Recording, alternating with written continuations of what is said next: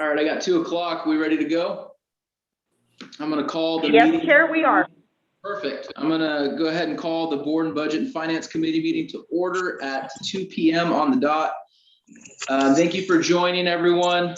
This is the Board and Budget and Finance Committee meeting today, which is Wednesday, July 7th. Before we begin with today's business, please ensure that you are in a quiet environment with no background noise. Please mute your devices until called upon by the chair or the clerk to speak. Joanne, please read the special notice. Okay.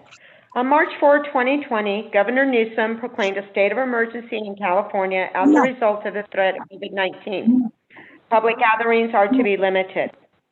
On March 18, 2020, Governor Newsom temporarily suspended the Brown Act requirements pertaining to telephonic conferencing of local government meetings and the requirement to have at least one physical location available to the public for purposes of attending the meeting. Further, on June 11, 2021, Governor Newsom extended the temporary suspension of the Brown Act requirements through September 30, 2021. As such, RTA has opted to conduct the July 7, 2021 Budget and Finance Committee meeting via teleconference. Thank you so much. Please remember to mute your devices if you can. Thank you. Number 2, self-introductions. For today's meeting, we will take roll call.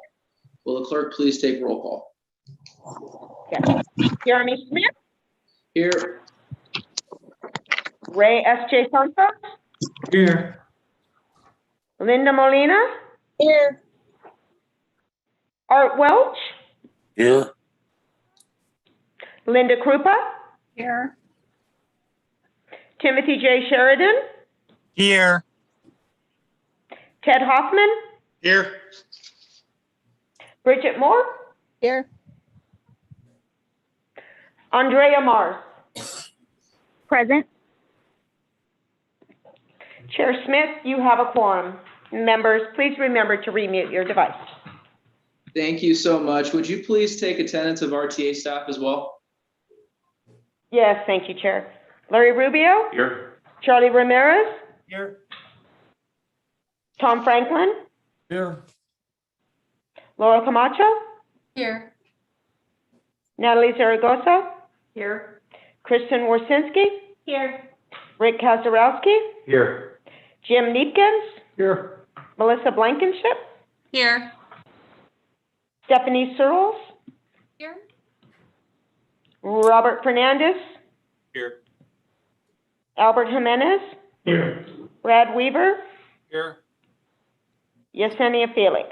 Here. Thank you. Thank you so much. If you're following along, next is item number 3, which is public comments, non-agenda items. John, please read the direction for public comments. Yes. Members of the public may address the board regarding any item within the subject matter jurisdiction of the board. However, no action may be taken on off-agenda items unless authorized by law. Comments shall be limited to matters not listed on the agenda. Members of the public may comment on any matter listed on the agenda at the time that the board considers that matter. Each person's presentation is limited to a maximum of 3 minutes. Perfect. Has the clerk received any requests in writing? Yes, Chair Smith, I received a request from Keith White, who has asked his comment be read by staff. Perfect. Will you please read Mr. White's comments? Yes, thank you, Chair. Good afternoon, committee members. This past Saturday, I went to a COLA event in Beaumont, California, and I won a $27 gift card for Grocery Outlet and a $10 gift card for In-N-Out Burger. You might be surprised to hear that I ran into Director Art Welch at the event. Of course. He was there to give a proclamation from the Senator's office for the Grocery Outlet store that had been open for only 1 year. I also donated $20 to Carol's Kitchen. I took 4 buses up there, leaving my house at 5:30 and got there at 9:30 a.m. So went and had breakfast at Jersey Mike's, left at 1:00 p.m. to go back to Riverside. When I returned, I had dinner with friends and then headed home. I took a total of 8 buses that day. Thank you for your time. Keith White, RTA writer and advocate. That's awesome.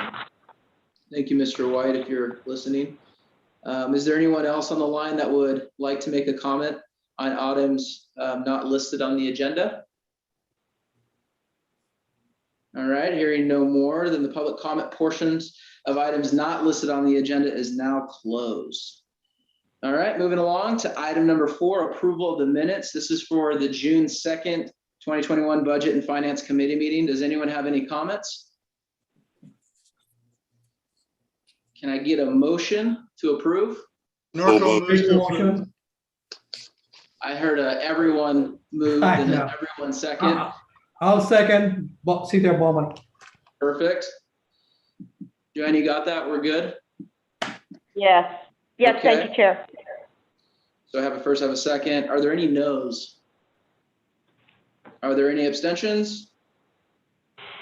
Perfect, motion passed. Moving right along, this is item number 5, which is cash flow projections. Charlie, my friend, you are up. Thank you, Chair Smith, members of the committee. My name is Charlie Ramirez, Chief Financial Officer for the agency. You have before you on page 8 the agency's actual cash performance through late June, followed by a projection of weekly cash activity through September of this year. This is a period that bridges the very end of fiscal year 21 and the first quarter of fiscal year 2022. We now have full access to our American Rescue Plan Act, or ARPA funds. This is the federal COVID stimulus that will play an important role in funding FY22. And we expect an infusion of local transportation funds later this month and again in September.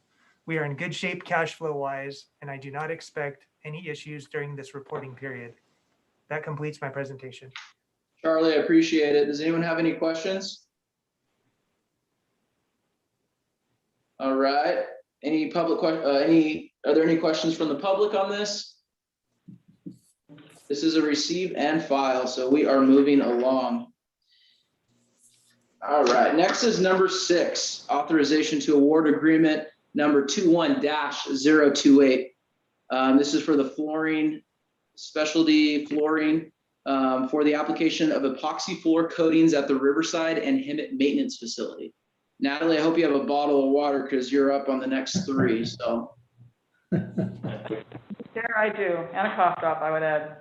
Good afternoon, Chair, members of the committee. My name is Natalie Zaragoza, and I'm the agency's Chief Procurement and Logistics Officer.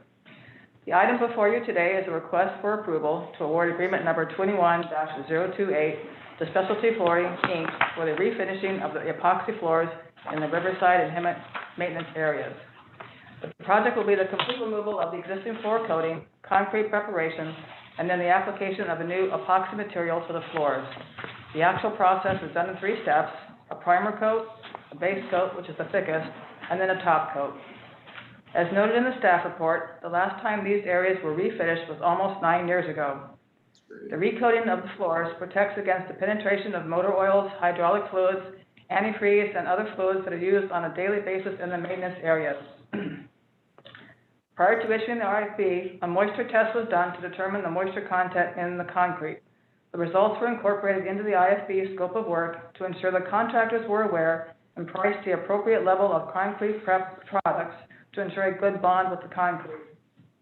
The IFB was issued on May 12, 2021, and then on June 14, we received 4 bids, as noted on page 9 of today's agenda. After a careful check of the bid documents and reference checks, staff recommends awarding agreement number 21-028 to Specialty Flooring as the lowest responsive and responsible bidder. As with all construction type contracts, staff is also recommending the award include a 10% contingency amount of $15,970.94. Any use of this contingency amount will be subject to a change order or amendment to the proposed agreement. As shown on page 10 of today's agenda, the funds for this project are California SB1 State of Good Repair funds. Therefore, the item before you today is to approve and recommend this item to the full Board of Directors for their consideration as follows. Authorize staff to award agreement number 21-028 to Specialty Flooring for the application of epoxy floor coatings at the Riverside and Hemet maintenance buildings in the amount of $159,709.42 with a 10% contingency of $15,970.94 for a total project budget amount of $175,680.36. Chair, that concludes my presentation. Perfect. All right. Are there any questions from committee members on this? Mr. Chairman, I do have a question. This is Ted Hoffman. Absolutely, Ted, go ahead. Uh, What's the length or the longevity of that floor? I see the other one lasts us 9 years. What do you think the projected, the contractors project out how long this new one would last? Do they Thank give you, you any Director. idea? It's usually about 5 to 7 years. Okay. So the 9 years is pretty good. Yeah, that's pretty good. That's pretty good then. Okay, I mean, there's so many factors that, but at least hopefully the 7 is a good number. So thank you. Good Mr. question. President, Jeremy, Ray Yes, Santos, sir. City of Beaumont, quick question. Go ahead, Ray.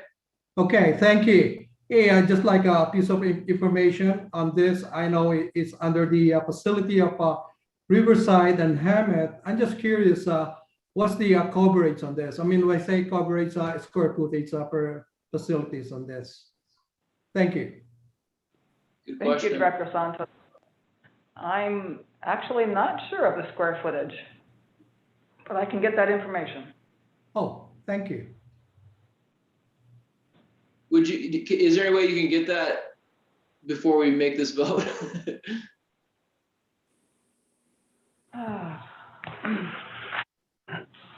You want to stall it? I'll call Robert. We probably can't get the exact Okay, square that's fine. footage. I can show you a picture of one of the shops. It's the entire shop area in Riverside and the entire shop area in Oh, Hemet. okay, now I know where it's To at. get a Okay. general idea there. By the board meeting, we will get that square footage, and in fact, we'll email it out tonight. But you can see the epoxy flooring there, Yes. and both shop areas are fairly large in size. Yeah, that's Absolutely. So, Larry, it looks like that's 1, 2, 3, 5, 6 bay.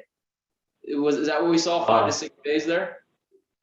It's gonna be 6 bays, yeah, Wow. Yeah. So at both facilities. It includes the parts room as well, the unit rebuild area. So it's more than just the shop area, it's the entire square footage within both maintenance buildings. Yeah. Well, I mean, it's funny that Ray, you asked that question because I have a few commercial projects that I'm working on right now that I'm actually in the middle of doing epoxy flooring on. So our entire bid process with the companies that we work with, we're all about square footage, and that's where we started from. So I thought it was a very good question. And getting 9 years out of an epoxy floor is so impressive with the stuff that has taken place with the RTA buses. I mean, that is amazing. That's kudos right there for whoever did it last. Was it the same people that are doing it that you guys proposed this time to do it, did it the 9 years ago? I do not believe so. It's a different firm. Okay.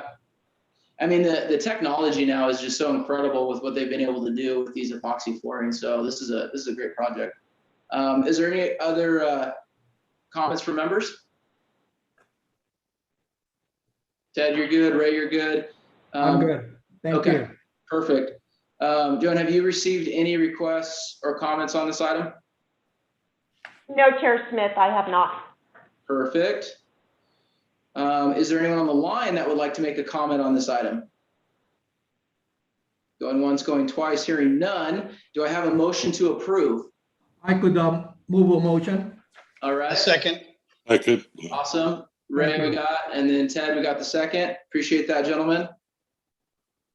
Are there any no's? Any abstentions on this? Perfect. The motion has passed. Awesome job, guys. Thanks for the update on this one. All right.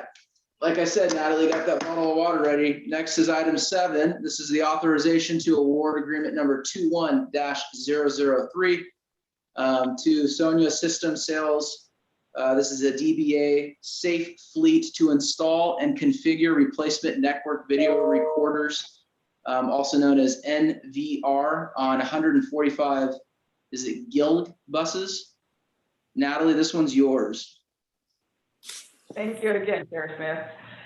This item is a request for authorization to staff award agreement number 21-003, Seance System Sales, Inc. The onboard video surveillance systems on the agency's Gillig fleet have proven to be invaluable over the years. Staff can use the recorded events to contest and mitigate onboard accident claims, support statements made by coach operators about events that occur on board, and generally provide video evidence when needed. It may also deter unwanted behaviors such as graffiti inside the bus and vandalism, because customers know they are being recorded. Over this past year during the COVID pandemic, these recorders were once again a valuable source of information for close contact tracing teams to use to identify exposure to potential and confirmed COVID-19 cases. The NVRs are part of the onboard video surveillance system and have reached the end of their useful life. The older models that came on the Gilligs were the first vehicles to be delivered to the agency are no longer supported. Staff made the decision to upgrade all of the existing NVRs and software to a system using the latest technology.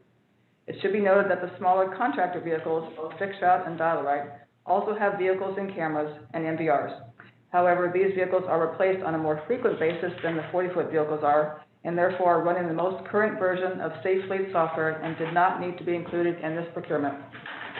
On March 3, staff issued RFP number 21-003, and on April 22, the agency received 2 proposals from Seance Systems and Luminaire Technology Group. An evaluation team of staff from purchasing, maintenance, operations, information technology, and the risk department evaluated the proposals.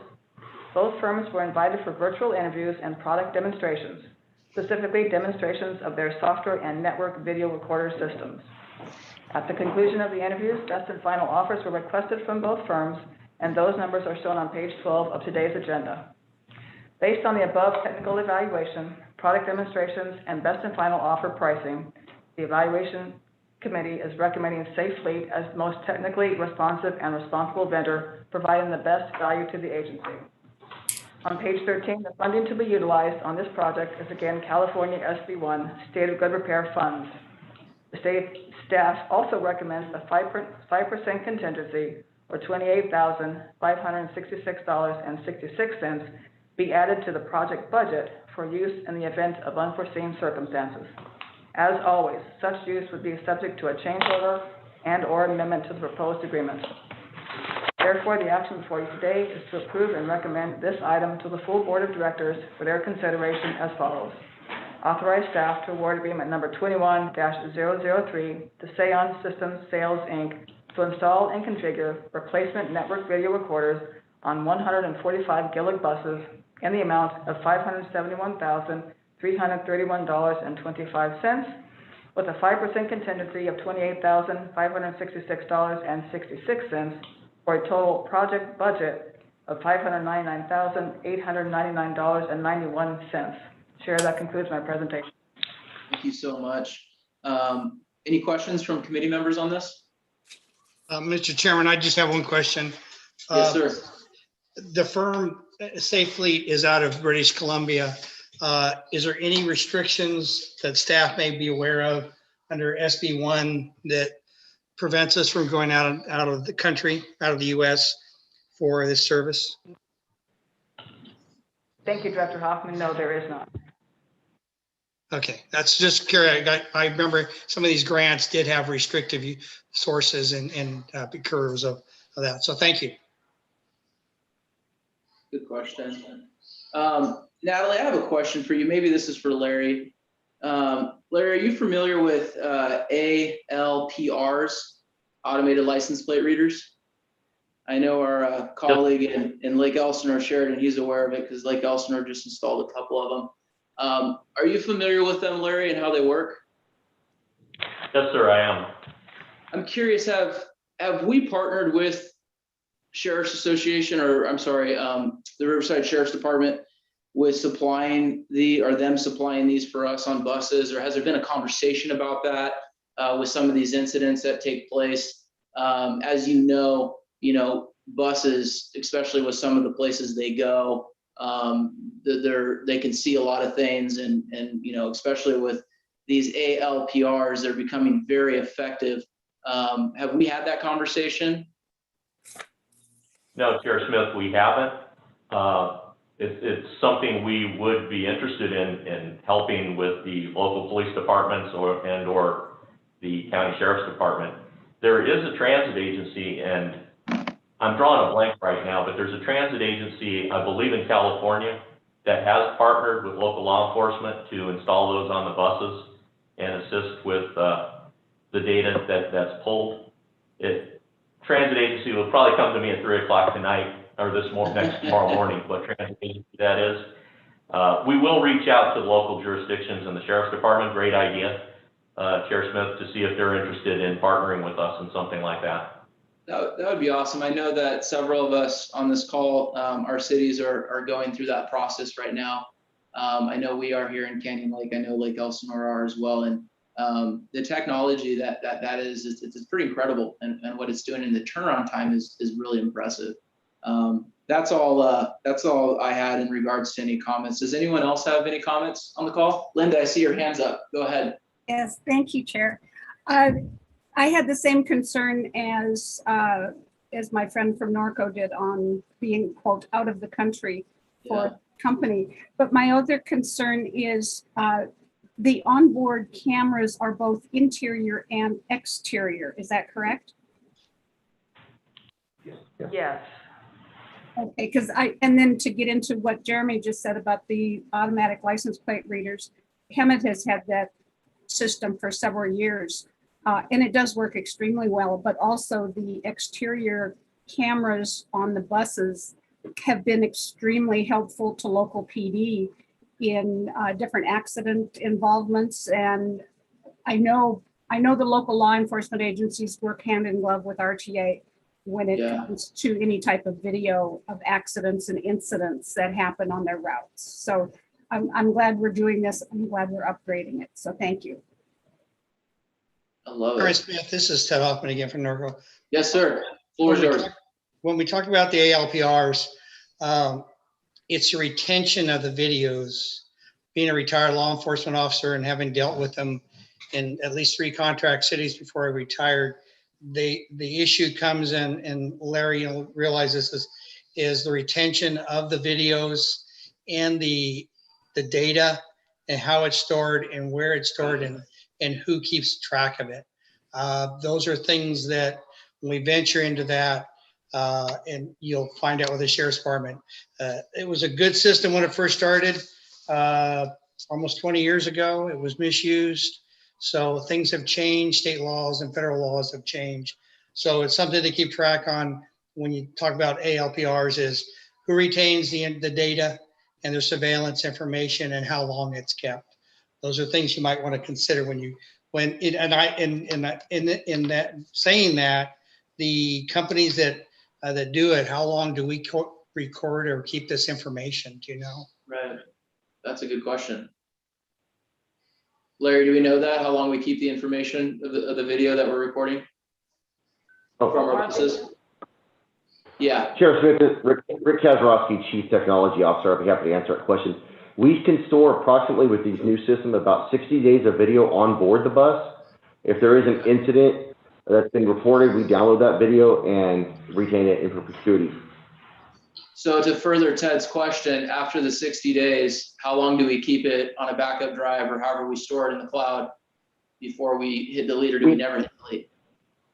We only store incidents. We do not store all the recordings because the buses are recording up to 20 hours a day of video, and they only have a short window.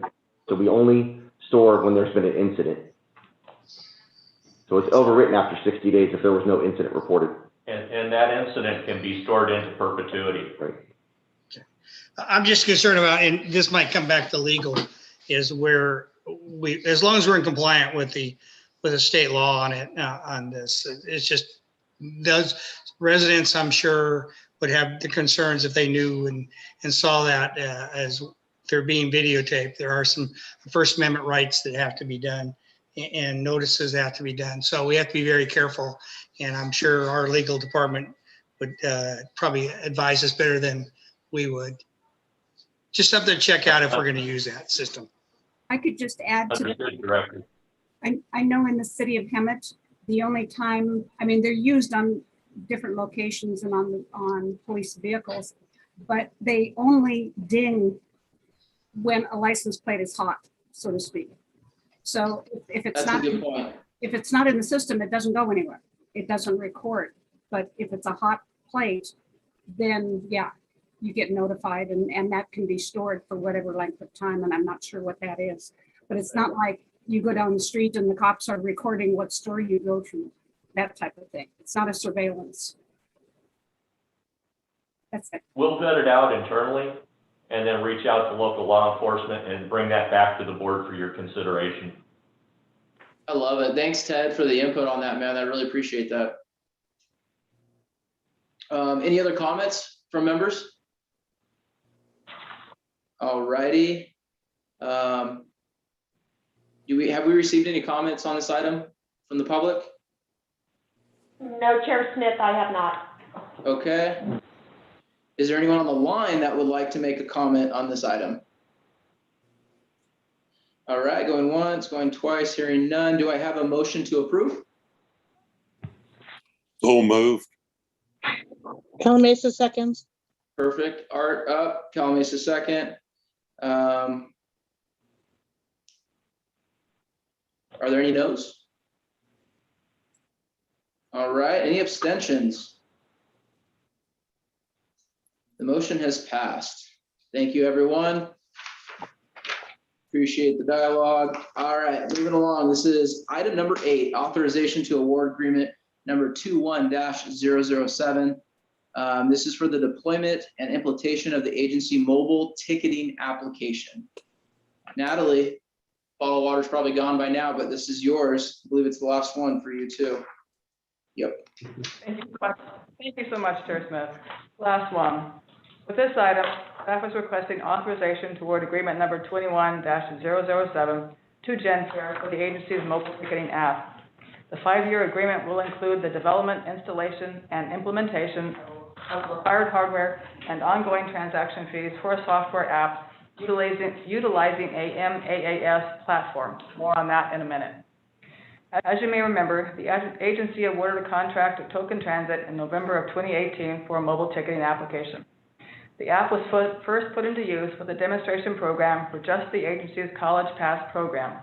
It then went live to the general public in September of 2019.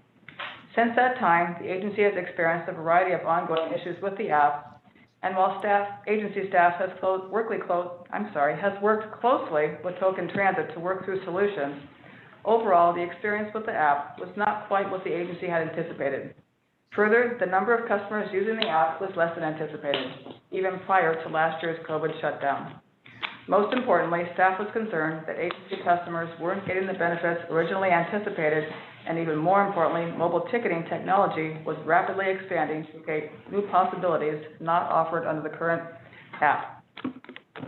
The technology that supports the mobile ticketing applications has advanced significantly, evolving into Mobility as a Service, or MaaS, M-A-A-S. MaaS is an on-demand, real-time platform that provides a multifunctional app to support not only the payment of transit fares through mobile devices, but also includes opportunities for many other functions, such as trip planning, real-time bus arrival, and the means to combine other transportation options such as bike sharing, transportation services like Uber and Lyft, and connections to public transit. After consideration and internal discussions, staff chose to issue an RFP to evaluate if moving to a MaaS-type system would be beneficial. On February 4, 2021, the RFP was issued, and then on March 2nd, 11 proposals were received. A list of those firms is on page 15 of today's agenda. The proposals were evaluated by staff for marketing, information technology, operations, finance, and purchasing. At the conclusion of the technical review, the 4 highest-ranked firms were invited for interviews and product demonstrations. At the conclusion of the interviews, best and final offers were requested, and the results of those submittals are on page 16 of today's agenda. At the end of this process, the firm whose proposal was the most responsible and responsive and with the best value pricing was chosen, and that was Genfair. The committee had the most confidence in the solution proposed by Genfair. The mobile ticketing app can provide customers with a user-friendly format, easy-to-use solution for both iOS and Android-based mobile devices, along with a more streamlined process for ridership data, reports, and the overall ease of use on board the vehicle. Generally speaking, the initial deployment will consist of ticket purchasing using a mobile device, trip planning and real-time information, and agency service alerts, which will be the same as those displayed at the agency's major transit hubs on its ATIS signs, Advanced Traveler Information System signs. All these will be accomplished through the Mobile Link app. Mobile Link will also allow for fare capping, which is a pay-as-you-go type of payment. The application will also work with an open link validator, an OLV, that will accept fare payment and is powered by the OCU on the onboard fare box. Finally, GenFare will utilize the agency's existing wireless infrastructure for data and ridership report generation that will be accomplished with one system, not two as currently done. With the Mobile Link app, a new customer can plan their trip and purchase a ticket within the same app. Customers will be able to manage their accounts with an intuitive interface based on familiar design best practices, which also means that new users of all technical capabilities can typically download the app and use it with no training or help desk support. A customer with a new mobile device can easily transfer their existing passes to the new device without losing any of their purchased tickets. Purchased tickets can also be activated and used when cellular service is not available. As noted in the staff report, there are significant upgrade possibilities for future expansion of the application. An account-based smart card system and onboard credit card payment are two examples of these future upgrades. The Mobile Link app will be deployed with the basic architecture that will allow the agency to easily move forward with future upgrades or enhancements. The various software modules simply need to be turned on.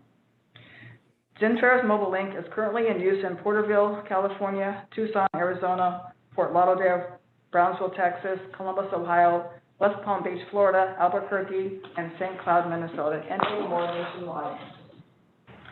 Upon award, it will be a 6-month process to design the application, which is to be ready for the spring school term in January of 2022. Within this 6-month period will also be a 40 to 60-day period where the current token transit system and the new Mobile Link system will be running in parallel. Upon the conclusion of this testing period, the Mobile Link app will go live to the general public, again in time to accommodate the transition to new school passes for the spring term in January. The first 3 years of expenses for the GenFare Mobile Link will be $232,385 per year, which is also equal to $697,155 for all 3 years.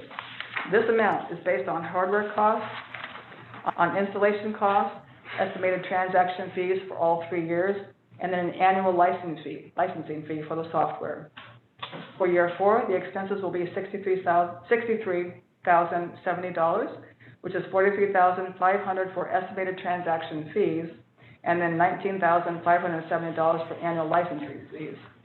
For year 5, the expenses will be just a little bit more, at $63,657, which is $43,500 for estimated transaction again, and then $20,157 for annual licensing fees. These will all be funded through a combination of FTA Section 5307, State Transit Assistance, and LCTOP funds, as detailed on page 17 of today's agenda. Based on its careful consideration of the above information, staff is recommending the committee approve and recommend this item to the full Board of Directors as follows. Authorize staff to award agreement number 21-007 to GenFare for the development and implementation of the agency's mobile ticketing app for a not to exceed amount of $823,882 for a 5-year period. Chair, that concludes my presentation. Natalie, awesome job. Thank you so much for the hard work on this staff report. It's put together very well. A lot of good detail. I did have one question in regards to, on page 15, you indicated that through the interview process and the product demonstration helped make your decision moving forward with GenFare. Can you describe to us how that went down and what the product looked like? How did it feel? How did it, did it jump off the screen at you much more so than the other bidder, which was Zed Digital? Thank you for that question, Chair Smith. I was not actually at the product demonstration, but Jim Neepkins can assist with that, I think. Sure, I'd be happy to. Good afternoon, everybody. Jim Neepkins, Chief Marketing Officer. So we did interview the 4 firms And generally how it occurs is that we'll first give them the opportunity to give a short presentation. Actually, they're not short. The interviews are generally about an hour and a half.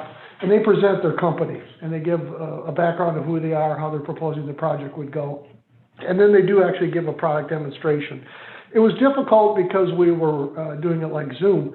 But to answer your question, Director Smith, yes, it was kind of exciting. They actually took the validators and they had their mobile phones and they're able to screen share, as you're familiar with. So they screen shared their mobile phones onto our computers and then they activated. So they were able to actually show us exactly what we would see in the field.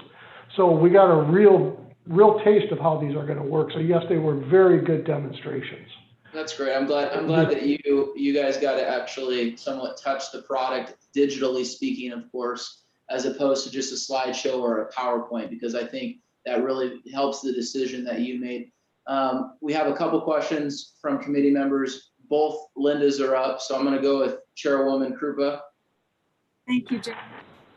Just a couple questions on that. When RTA went through the process with the first app, we had a lot of interaction and comments from representatives from the sight impaired or the Braille Institute in Riverside on how these things would work.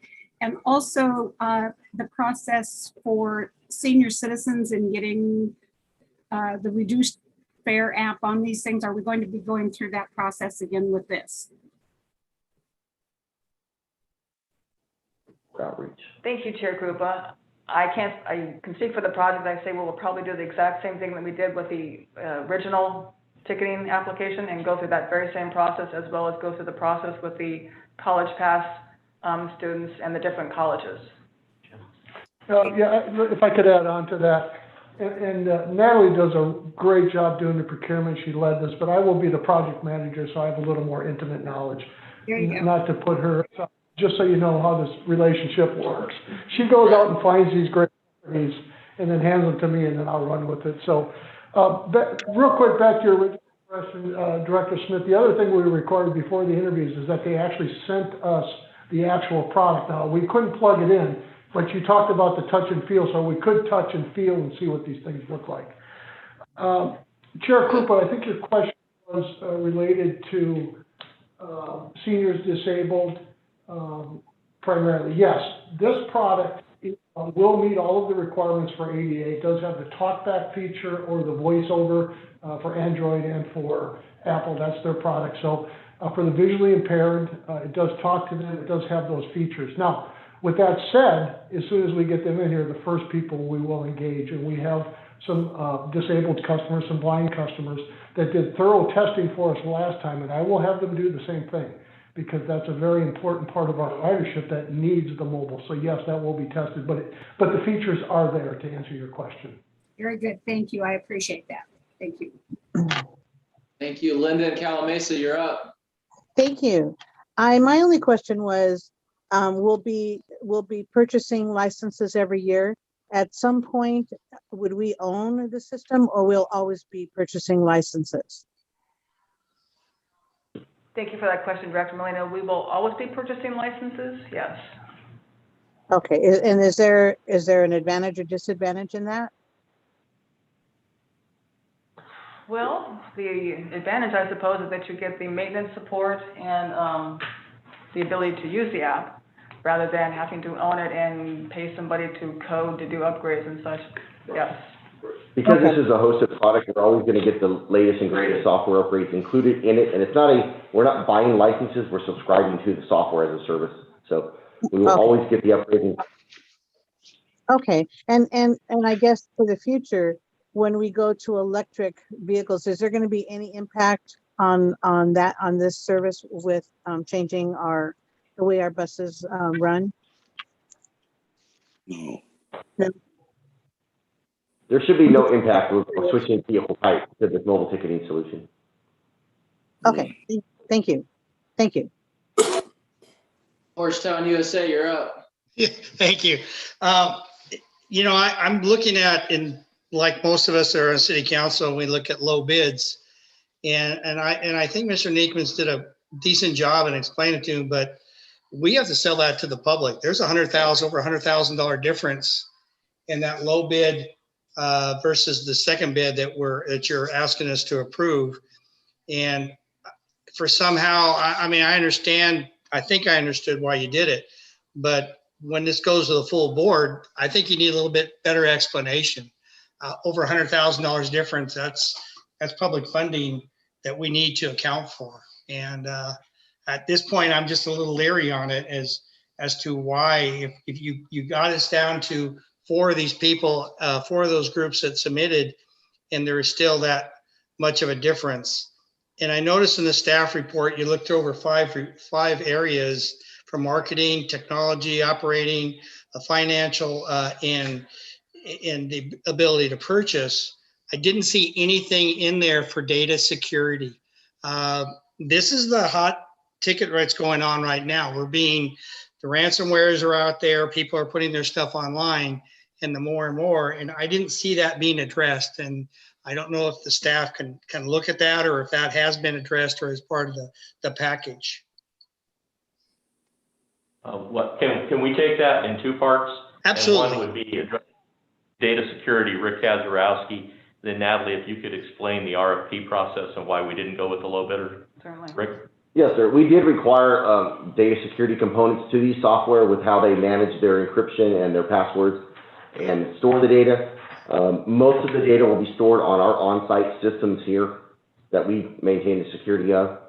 So we're confident that we'll be able to maintain the data security there. Okay, so these companies don't have a breach problem or anything like that? No, none that we're aware of. Genfair has never had a breach problem that we're aware of. Okay, that's satisfying me on that one. Director Hoffman, to answer your question about the procurement process. So again, we do an RFP process, request for proposal, and that's so that agency staff can evaluate it on a technical basis and a pricing basis, and then come up with a weighted evaluation to then decide who to award this to. And then even in this instance, when you come up with the best value, I always like to look at the lowest price person and see why did we do that and what company is that, and does it truly make sense, again, to go with your best value, which in this case was Genfair. So to answer your question, Zed Digital, they were the lowest bidding firm. They were established in 1996. They're 25 years old. I would comment that Zed Digital is actually a division of a firm called Closer Look Search Services. They are a deep web search engine company. They appear to have developed Zed Digital back in 2015, so it's only been a few years ago. They don't have quite the transit experience that Genfair does, but I'll get into that in a minute. The projects that were listed, there were a couple of international projects, and then they did have 4 U.S. clients here in the States. This is Zed Digital that I'm speaking of. Moving on to Genfair, they've been around since 1980. That's 41 years old. They've got 18 clients for this mobile link, and the mobile link is a pretty fairly new thing to them, but they've already got the 18 clients. Their 2019 annual report shows $1.5 billion in revenue. They're a big company. They're publicly held. We have a lot of that answers the responsible part of the RFP process to, again, find the best value for the agency. They need to be responsive to the bid. They need to be financially responsible to have the finances to carry out the project. And then, of course, they need to bid the best value in the price. So with all those things, that's why we ended up going with Genfair. Does that help? No, that helps, and that makes the decision a lot easier. I would hope that we can, in your staff report, when this goes to the full board, that is indicated, because if we're going to do that, so that they have the technical experience that Zed did not. So that explains it to me. That's perfect. Thank you. Sure. So it wasn't because we have some Saint fans on staff. That's not it. I see that their headquarters are in what, Illinois? Is that right? Elk Grove Village, Illinois. Correct. And my question, to kind of go off of what Ted said a little bit, when you guys were looking at the 2 contracts,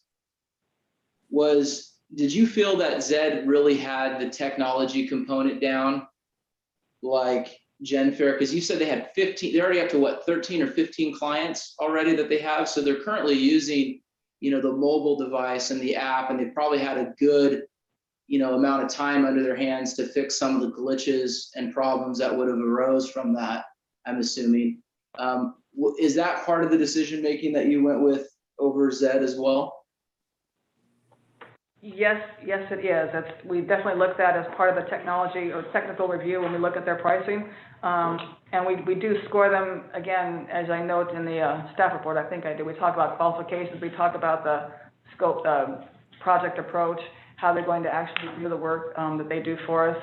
We look at all that pretty carefully. And again, I think the real definer here was that Genfair simply has an awful lot of experience with transit. Right. Zed had a few transit folks. There was just a lot more depth of knowledge, I think, with Genfair and being able to integrate these projects. Absolutely. Well, I think it's warranted, in my opinion. If the rhetoric is presented that way, especially to the board, I think Ted brings up a good point, just because it is a $100,000 difference. But based upon that criteria, I think that's strong, and I think presented that way to the board, they would see eye to eye. At least my opinion, of course. On the importance of that, which is the background and the experience. Is there any other comments on item number 8 from any other board members? Do I have anyone on the line that would like to say anything? Yes, Chair Smith, I did receive a request from Keith White. Would like a comment be read? Yes, please. Dear committee members, I love this idea about a new mobile ticketing app, and I love it that one app does it all and knows when your bus comes instead of having to use 2 apps. Please pass this for full consideration to the full board. Sincerely yours, Keith White. Is there anyone else on the line that would like to make a comment? All right. Hearing none, do I have a motion to approve? Calamasa approved. Norco Okay. seconds. Perfect. Calamasa approves. Got the second from Norco. Are there any no's? Anyone need to abstain? All right, motion has passed. Next is item 9, my favorite. All right, we're gonna go through and see if anyone has any comments. Chair Krupa, I'm gonna start with you and Hemet. Anything to report? Nothing at all. I'm just waiting for cold weather. Yeah, Yeah. I agree. My buddy Ray and Beaumont, you got anything? No, not much. I mean, just like Linda said, waiting for a cooler weather in here. But I like to compliment Charlie and Larry regarding the cash flow. I didn't, give you a comment on that. When I say the cash flow is really amazing. I mean, you guys are doing so good. If I look on the, June, this June 25th this year to September 24th, looking at that, doing analysis on that, that period, we will have a growth of, 10% on the cash flow alone. I mean, that's excellent. I mean, this kind of agency. So I just like to compliment that. You're doing an excellent job, you guys. This is my, my 6 or 7 months here on the board, and I'm really, really, impressed on that. Thank you, Jeremy. Of course, Ray. Appreciate you. Linda, what do we got going on in Calamasa? A lot of heat. But we are moving forward on our development of our city, and it's going very well. We haven't had too many people complaining, although every house, as soon as it's built, it's sold. So I'm sure it's probably the same in all the past cities. A lot of activity going on. Of course, you know what that means, more traffic on the freeway. So I'm continually looking for alternatives and following the train situations, from the desert to downtown Los Angeles as an alternative, and also looking forward to the future on what's that new system, for cities like mine. It's blocking, blocking, the words aren't coming to me. That Hemet is going to be piloting this the end of the year. Oh, Microtransit. there you go. That's it. Microtransit. Yep. I'm looking forward to see how that works because I think that's the answer for our city. So that's kind of exciting and that's some hope for me. So that's what I'm looking forward to. And everyone stay warm and stay well. Thank you. Absolutely. I'm sorry, stay cool. Stay cool. Absolutely. Thank you, Linda. Mr. Sheridan, Lake Elsinore, how we doing? Got anything? We're doing well. Nothing to report this month. Thank you, though. Of course. Thank you for participating and hanging out with us today. Mr. Hoffman, what do we got? Horstown, USA, that's what we got. Taylor. Yeah, you know what? For 13 years, we're celebrating the National Day of the American Cowboy. Yeah. We're on Saturday, July 24th. No COVID, nothing like that. We're inviting people to come out to a ranch rodeo because our residents need rodeo. So, but we're having a ranch rodeo on July 24th, which is the National Day of the American Cowboy.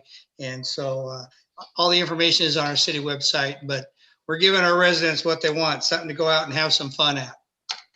Ted, I love it. I already got invited by one of your residents. I'll be there. See? I love it, my friend.